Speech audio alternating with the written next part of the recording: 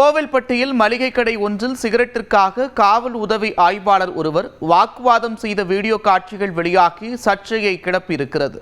போட்டு பார்த்துக்கலாம் வரீர்களா என்று மிரட்டி வம்பிழுத்த காக்கி சட்டை மீது நடவடிக்கை பாயுமா?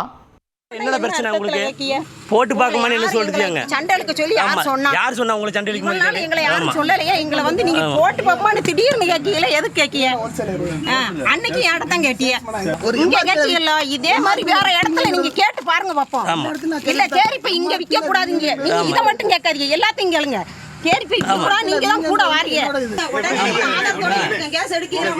கேஸ் எடுக்க ஒரே 3-4 வருஷம் 5 வருஷம் அலைஞ்சிட்டு இருக்கோம். துட்டு இருக்கிறவங்களுக்கு ஒரு சட்டம், துட்டு இல்லாதவங்களுக்கு ஒரு சட்டமா என பெண் ஒருவர் ஆதங்கப்படும் அளவிற்கு காவல் உதவி ஆய்வாளர் நேர்மையின் சிகரமாக இருந்ததன் காட்சிதான் இது.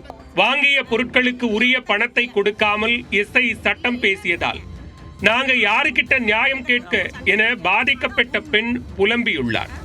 நடந்தது என்ன?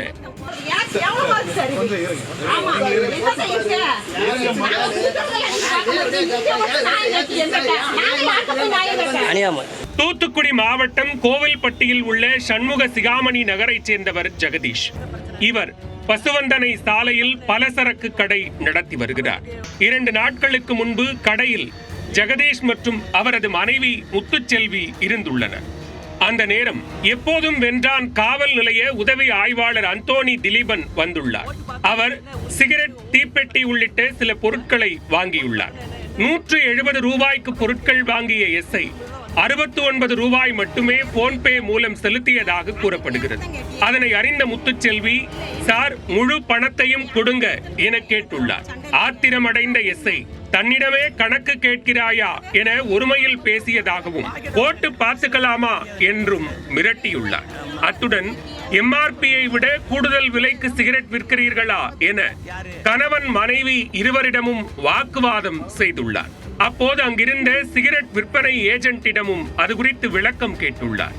அதை தனது செல்போனிலும் வீடியோ எடுத்துள்ளார்.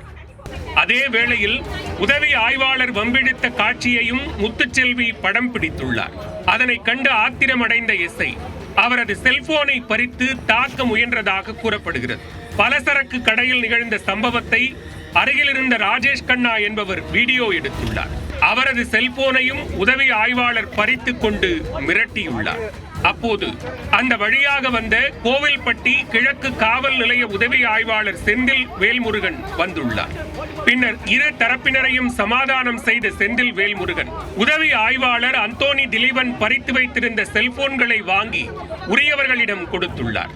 இந்த பிரச்சனை நடந்து கொண்டிருந்த போதே தூத்துக்குடி மாவட்ட எஸ்பி ஆல்பர்ட் ஜானை தொடர்பு கொண்டு நடந்தவற்றை முத்துச்செல்வி கூறியுள்ளார்.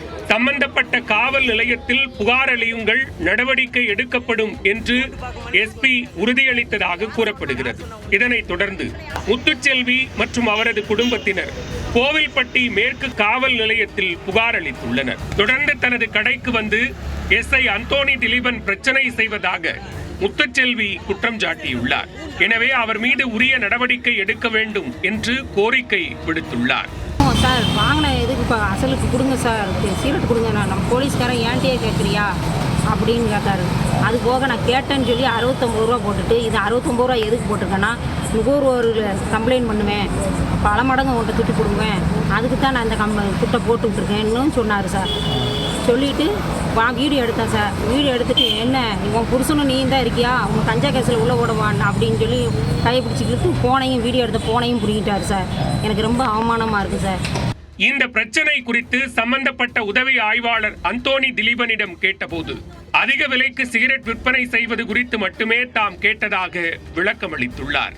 ஆனால் அதனை அவர்கள் மிகைப்படுத்தி தன் மீது புகார் அளித்திருப்பதாக தெரிவித்தார். மளிகை கடையில் 170 ரூபாய்க்கு பொருட்கள் வாங்கிவிட்டு 69 ரூபாய் மட்டுமே கொடுத்ததை தட்டி கேட்ட கடைக்காரர்களை எஸ்ஐ மிரட்டிய வீடியோ வெளியாகி சர்ச்சையை ஏற்படுத்தியுள்ளது.